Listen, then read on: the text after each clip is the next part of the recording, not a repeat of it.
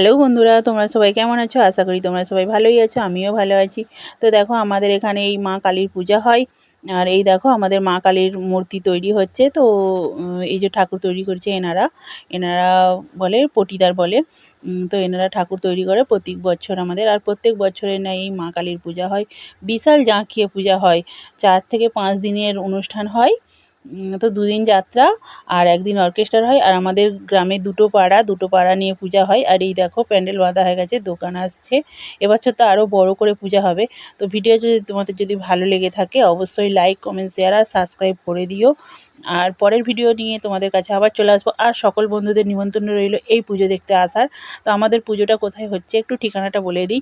হাওড়া জেলার শ্যামপুর থানার অন্তর্গত বারগ্রাম অঞ্চলের নীলকুড়িয়া গ্রামে এই কালী পূজা হবে।